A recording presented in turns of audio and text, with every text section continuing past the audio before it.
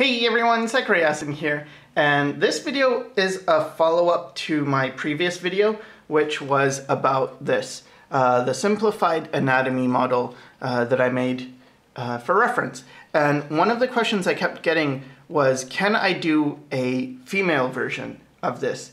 And actually, this was supposed to be fairly androgynous, and clearly it reads only as a male, so I don't know, I guess it goes down to the fact that when I draw males, I tend to use really, extreme proportions. I make them often. When I make them, they're very buff.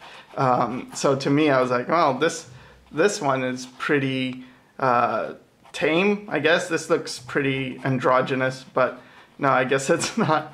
It's not too androgynous. But the thing is, when it comes to males and females, in terms of fat deposits and even bone, there's variation, like pretty big variation. But in terms of muscles, there really isn't. So the one difference is probably in terms of like the form is the breast. So that's something that I will cover, but I also have a how to draw breast tutorial that goes much more in depth into that. But the breasts are kind of added on. So what I mean by that is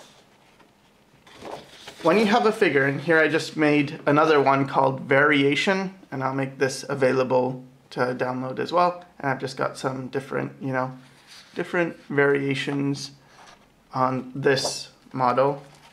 And you see with the breasts, you still have the same muscles. Like, see, you still have the pec muscle and the ribs and stuff. And these aren't exactly describing muscles. They're sort of just sections that I think of when I draw. So this isn't really like a guide to how you should draw.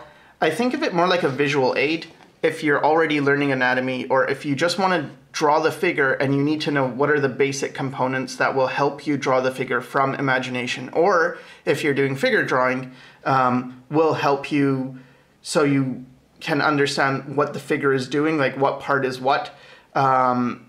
So for instance, if I'm drawing a figure, they might have a part where, their arm is up and then they have a bump, and you want to know, like, what's this bump and how do I draw this? What part overlaps? Well, by knowing this stuff, you can see, well, that's the tricep muscle and this part overlaps. So what does it mean practically? It means when I'm drawing this shoulder, I can draw this little indication to show this comes in front of this form, right? So that's it. It's not like you actually go ahead and draw every individual muscle like a person is flayed, but you do need to know what's going on underneath to make it easier.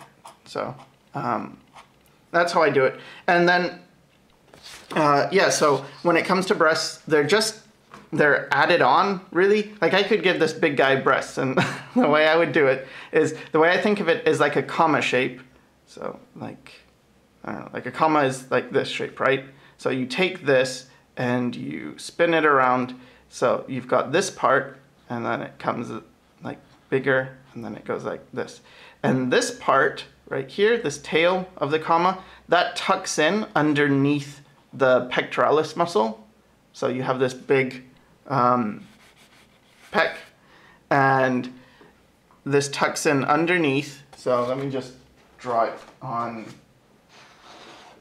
No, that's fine to draw it here. Okay, so it tucks in underneath, and then it comes up, and you get that comma shape. So now this is maybe a female bodybuilder. And you have this shape to the breasts. What's important, I feel, is to know what overlaps what. So because it tucks under, you get things like this. So let's say this person has breasts. So you have this indication, which is the pec. So that's this part. And then you have the breast coming under, and it goes around, and then it fills in this form, right? So you get a little indent here often. And so that's kind of how I go about thinking about these things, is the breasts are added on top of the same form. Now, what happens when you get a larger figure? Well, again, because this isn't actually how the muscles work, because they don't expand like this, of course. You still have the same musculature underneath, but what happens is you have fat deposits. But I still think of these just as sections. Like you have this section for the obliques, and then you have this section. But I mean, I guess when I draw, I don't always, like I don't draw like this, right? When I draw, first thing I do, if I'm drawing a figure, is usually I get the gesture, and I get the head and the torso in. I get the collarbone alignment. I add, you know, where the pelvis goes, and then the limbs, and, you know, like if the hand is doing something, I put where the hand goes, and I connect the arm. What this is for is how I think. So I think it's better to actually use this as just a reference when you're already drawing, when you're confused about something. So like you're looking at this and it's like, I know, or you're looking at your anatomy books and there's a bunch of muscles and it's like, well, what goes on here, you know, with this arm? There's usually a bunch more information. And then you look at this and it's like, oh, okay, so I need to pay attention to this portion. Or like with the butt, and like, how does this connect, sort of, like when you turn the figure. So that's what I want this to be used for. And when I draw larger women, I tend to just do this, like I'll get the head, and I just envelop the body in a shape. And also because I like stylizing things, I make the legs shorter, something like this, and the arms shorter, like that. And that's sort of my my model, I guess.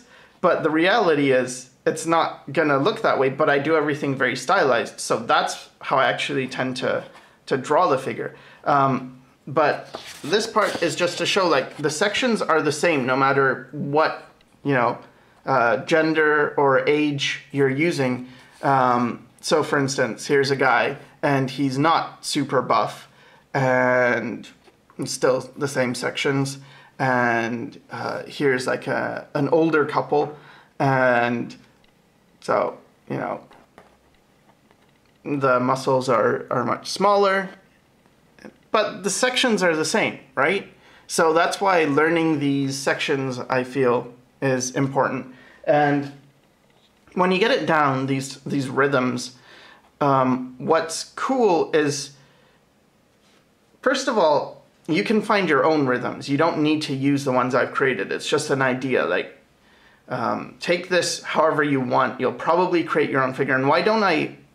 Because I used to talk about the 8 head sections, the 8 head proportion. Like, you start with a marker for the top and the bottom, divide it in 2, and then divide it into again, and then into 4. So you have 8 sections. And then you can create your proportions. I don't think this is wrong. And it's fine to get the basic body proportion of the human figure. The thing is, for me, I don't use that proportion anymore. And I like to play around a lot more. And if I just think in terms of 8 heads tall like this, it gets a bit confusing when I want to bend the figure. I mean, sure, if they're just doing this, it's fine, you know? But it can be a bit confusing if they're, you know, twisting, and, you know, you've got the torso coming out, maybe it goes around, and the legs going back here, doing I don't know what. But, you know, if you get complicated poses, it gets a lot more tricky when you're using this. And what this is for, really, is to get you just used to a proportion. So when you're capable of drawing one proportion, so the figure, and just even a stick man, you know, a stick man in a certain proportion. Then when you want to draw a figure in a different proportion, you have this to work from. You can start here and then distort it. So it's like, well, this guy has a very long torso. So, okay, you can make a very long torso, and then small pelvis and tiny legs and long arms. So that's fine. But I find it's really helpful for me to use the sections, because what they do is they create this rhythm, first of all, where it doesn't matter what the pose is, everything has to follow a rhythm. So let's say, you know, you got your figure and they're doing, I don't know what they're doing. Maybe they're bending in some difficult way. So the arms are going down here. And this is more or less how I draw, with very loose at first. I'm not afraid of being scribbly or messy.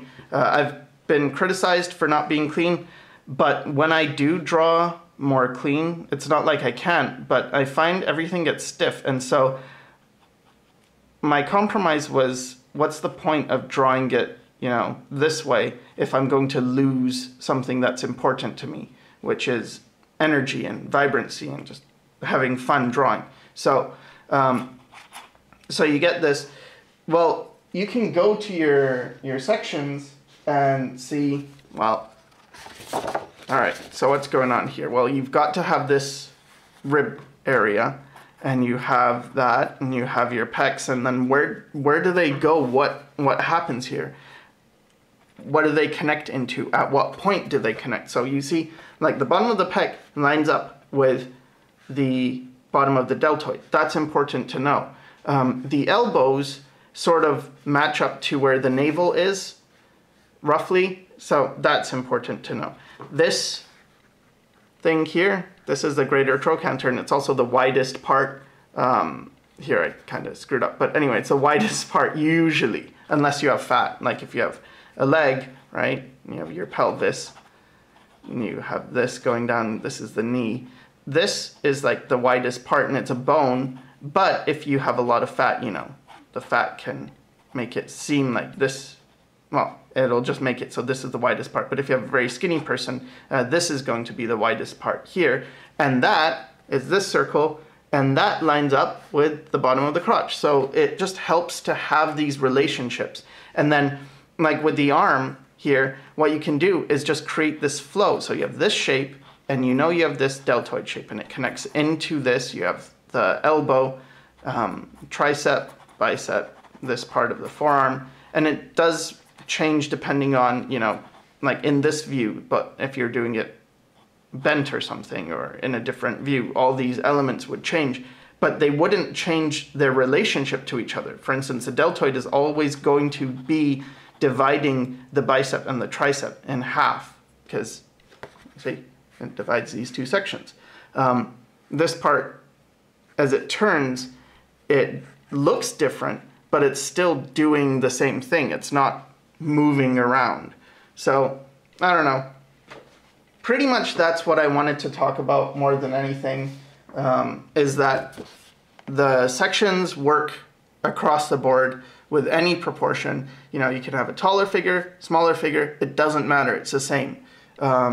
So, yeah, that's that. I hope this helped, and thanks for watching.